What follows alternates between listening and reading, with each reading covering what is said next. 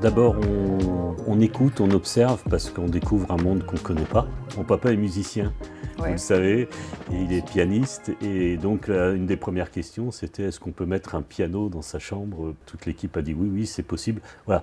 C'est pas son espace, donc il faut qu'il vive normal, comme avant, chez lui, tranquille, les affaires, comme il range dans sa chambre. S'il fait de la musique, il fait des choses, qu'il aime bien d'écouter les radios ou la télé, il fait comme il veut. Il est chez lui, donc c'est pas... Mais c'était vraiment des échanges avec tous les gens qui s'occupaient de lui, encore une fois. Voilà. C'est important, cette proximité, cet échange possible au quotidien, sans prendre rendez-vous, voilà, en discutant parce qu'on se croise. J'ai une relation totale de confiance. Je sais que s'il y a un problème, on est appelé. Voilà, alors que s'il était seul, mais je ne dormirais pas la nuit. Je vois son sourire et je vois vos sourires aussi. Moi, je suis admiratif quand je vous vois parce que mon papa est autonome. Bon, il y a d'autres résidents, je vois, c'est plus compliqué.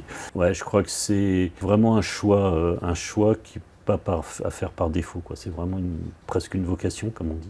C'est pas un métier facile. Travailler avec les personnes âgées, donc un métier humain, donc il faut être, faut aimer.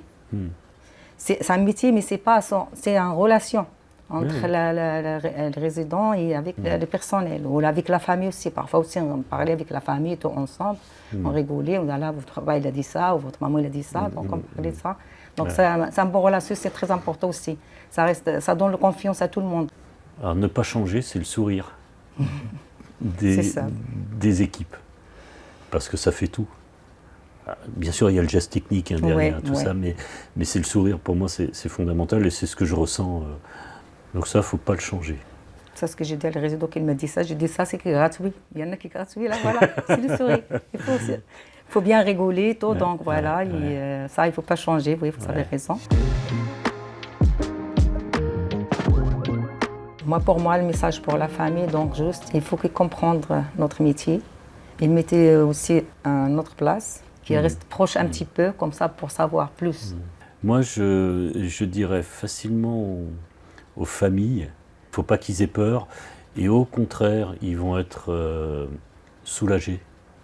Il ne faut pas avoir peur de franchir le pas, et pas forcément attendre vraiment la dernière limite. C'est vrai. Non, je pense que c'est une étape de la vie, et ça en fait partie, et que quand ils entrent, ils peuvent être très bien accueillis et très bien pris en charge.